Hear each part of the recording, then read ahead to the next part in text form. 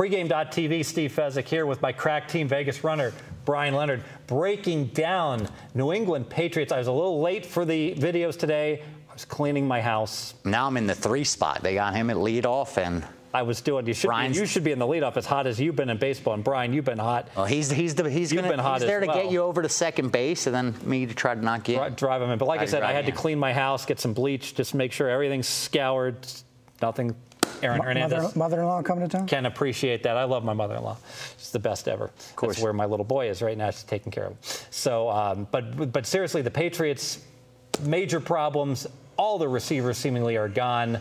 And I think could be a tough year ahead. What do you think, VR? Here's the thing, man.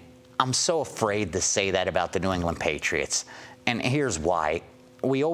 You made the best point about them not being overvalued. Every professional bettor that I respect, handicapper that I respect, always says this New England team's overvalued. And you sat it down and broke it perfectly. How are they overvalued when they cover point spreads? 10-8 against the spread. Thank you.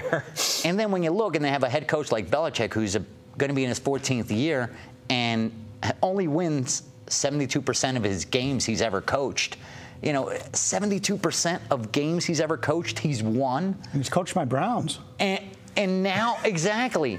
And now all of a sudden, I understand the Hernandez situation's, it's bad. And not just because of the tight end situation, because let's tell it like it is. They were so deep at tight end, and now they lost Gronkowski. Now they're losing Hernandez. I don't think that's as devastating as what this does to the team, because it may be one player that has to deal with it, but everyone has to deal with it off the field. I mean, these guys are going to the supermarket and being questioned by reporters. I mean, your whole life is turned upside down because something that one of your key players is going through. So I think that's a negative. But if anyone could kind of reel them in, it's Belichick. And that's why I'm afraid to say, you know what, let me give up on this team already. And I know they lost a lot. They lost wide receivers. They did bring in the kid from the Rams, whatever his name is. Armadillo, yes. Yeah, Armadillo, Amalanda, whatever. Armadillo. I never pronounced it correctly. Yeah, I think that's a great. I think if they put him in the slot, is he going to get Wes Welker numbers? Probably not immediately, but I do think he'll play extremely well in that position. And I think the tight end position is so important for New England, because now you see all these NFL teams that are running this option read. Everyone's doing that option read now. The only team that you know isn't going to do it is New England. You don't want Tom Brady running the football. They don't want him in the open field. So you need your tight ends. This team needs them, and that's what scares me now, that they're weak there. They're weak at receiver. Their defense, we say it, back-to-back years, they allowed the most yardage in the AFC. 5.7 yards per play. Exactly. But then again, when you're up 47 to 3 to 10, you're going to give up some yards. You know, we talk about Brady, and I think a key point with Brady, and now, of course, Brandon Lloyd is out. He's gone. They lose Wes Welker. They go ahead and lose the little Woodhead guy. Yeah. And now, so they're talking about, oh, we got to make sure Edelman is still with the team. I mean, they got and Blount. I mean, they got the pieces are getting interchanged. But I think a watershed moment was that Baltimore game. It was a 4th down, and they needed a first down like blood. And Brady's running out. He's got one guy who's a little bit behind him. A linebacker's pursuing him, and he is so slow. He looks like Drew Bledsoe now. And now he had to throw it. He couldn't try to scramble. And that's why, if you see 2011, 2000, they grabbed in the 2nd round and the 3rd round. What did they do? They grabbed the running back. They know they need running backs back there because Brady's not going to get it done. They got 2 first-rounders on the left side of the offensive line. That's not by accident. That's by design. They know his limitations as far as being a mobile quarterback. But I can't say. You can't bet against the genius. Yeah, I just can't do it. I can't do it, man. Brian, I got to see it with my own eyes. Can you bet against the genius? Here's my thoughts in this regard. They don't have a burner to go downfield. They don't have the tight ends to go over the middle. They don't have the running backs right now there's a screen passes to. All bad things. First off, Danny Woodhead. Did anybody even know where the guy went to college? Anybody know where he came from? No. Julian Edelman. Exactly. He was a quarterback. And now he's a free agent in San Diego. They love him. A quarterback at Kent State. A quarterback at a MAC school comes out. New England drafts him, makes him a kick returner, makes him a receiver. He's had a lot of success. Belichick has the ability to put these guys in a position and get the best out of them. Ridley, 3rd rounder in 2011. Vereen, 2nd rounder in 2011. You kind of hit on this a little bit about the Belichick situation. If this was any other team, I'd be concerned. But with Belichick, and they don't go out and they don't draft wide receivers for their #1 draft choice. They don't do that kind of thing. They bring guys in, put them into the system. That's what they'll do. That's why I'm afraid to go against him. I don't, but the problem is that he's had Brady. A month ago, you were saying my bet's a lock with RJ.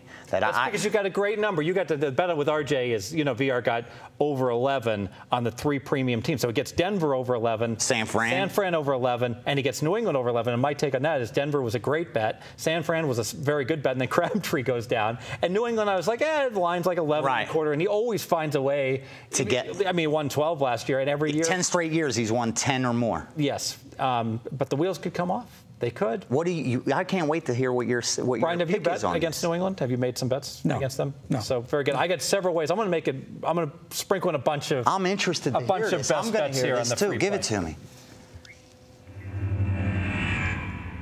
All right. Everyone who knows me knows that I'm arguably a better.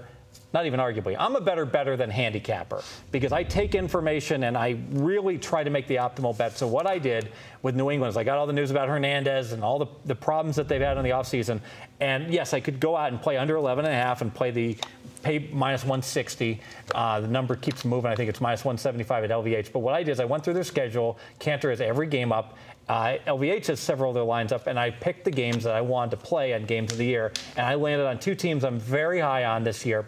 I went in and played the Pittsburgh Steelers plus 7.5 against these guys at Gillette Stadium, and I went in and played the New Orleans Saints plus 7 at Gillette as well. So I'm going on the road, but I'm getting 2 teams that I look at as being almost as good as New England with the potential. They could be. Saints are better than New England. They could be as Saints good are better than as New England, and I'm getting 7 points. I think I don't like betting against the genius, but you know what? I'll just put a little note. Hey, right before the game kicks off, lay New England -3, lay $1.18 in those games that I'm getting 7 and 7.5 on. That makes sense. Those are my free plays, and there certainly were other ones that I considered doing. You guys like those? Let me ask you this. Your reasoning it's on point. And that's the difference between, like you said, being a handicapper, being a professional bettor. He's setting himself up for success later. Well, I know we're looking at numbers. Numbers, at this point in the NFL, numbers mean everything. If you weren't getting 7s, if you were getting 6s and 6.5s, would you have made those bets? I would not have. Okay. Because I still think it would be. But if I hadn't made any bets and I could bet it on credit, I didn't have to put any money up, I would certainly have no problem grabbing I got 7.5 and 7. I would take a half point worth on both of those games if I didn't have to tie up cash. money. Yes. But obviously, I love betting plus 7.5s and plus 10.5s and plus 3.5s and things like that whenever possible. And I think that these are bets that I liked them before Hernandez went out. And the edge gained is higher, greater than keeping it in interest-bearing account, right? So it's better for you to tie up that money. Or I could actually lose money trying to invest in the stock market. Granted. Like my track history has. Granted, but you're willing to lock that up. Yes. For that half point. And I think the key here was that these were bets that I had put down. I like this bet, but it's not quite good enough to make before the news of all this is breaking. And then now, and everything I read about Pittsburgh is. I'm very bullish on the Steelers. Go Steelers. I like the Steelers. Pittsburgh and the Saints are. One more free play here before I go. Pittsburgh and the Saints to play in the Super Bowl. Love it. Love it. You're coming over, baby. 9-win season win team. Yeah, Saints are going. Saints are there already. Archive this. I'll retire if that happens. Okay. Saints are there. I am just excited to be talking about football, and we talk about college football, we talk about NFL, and we're going to have to start doing this every month, right? Sounds great. Yeah, for sure. Yeah. Very good. Maybe every week. Keep me around. I love it. Good. Thanks for coming in, guys. Baseball night.